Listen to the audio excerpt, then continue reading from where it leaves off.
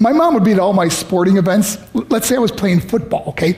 My mother would be on the sidelines, and if the play on the field started going one way, my mother would run along like, Mark, get him, get him. I'd be like, oh my gosh. I'd get in the huddle with the other guys. They go, Mark, is that your mother? I go, no, I never saw her before in my life. See, the greatest gift my mother ever gave me, she believed in me. I have overdosed on drugs on 3 occasions where I should have been dead. But I believe I was kept here for a reason. You show me your friends, I will show you your future. How do I know this? I hung out with losers, and I became the biggest loser of them all because I gave up everything I dreamt about as a little boy because of who I chose to surround myself with. My friends would drive me home at 2, 3, 4 in the morning. We'd be drunk and high, laughing in the car.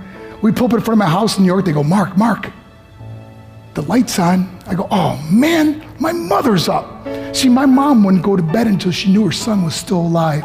I'd walk in, she'd say, hi, Mark, how was your night? I go, it was good, Mom, I'm just gonna go to bed. She goes, can I talk to you for a minute? I go, Mom, I'm tired, I'm just gonna go to bed. She goes, Mark, I haven't seen you all day and all night. Can I please talk to you? I said, man, just leave me alone. You bug me. I'd slam my bedroom door on the one person who believed in me. I was on a worldwide tour and we were wrestling overseas in Japan. After my wrestling match, I went upstairs in my hotel room and I fell asleep.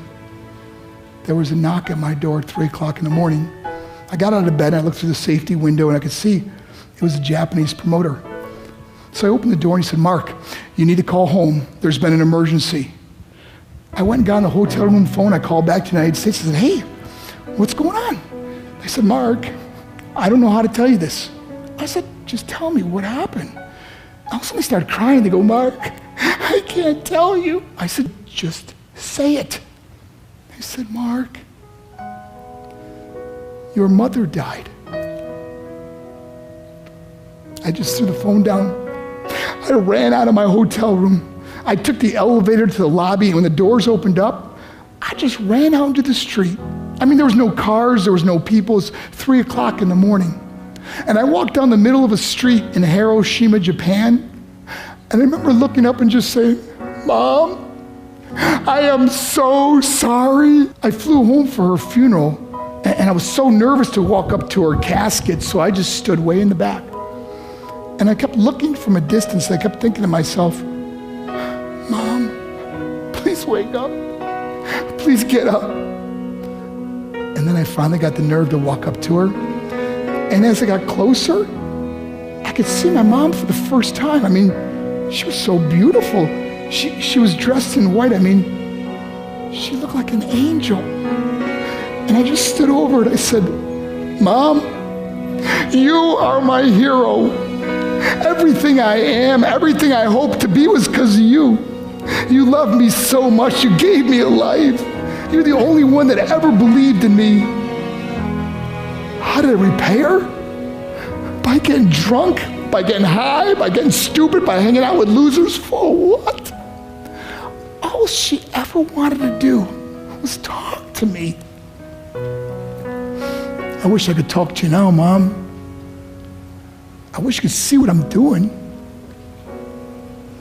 Why couldn't I have been a better son? We are defined by our choices. But if you surround yourself with people involved in drugs and alcohol and pills, it's a dead end. I'm not here to preach to you. I'm here to tell you I lived that life.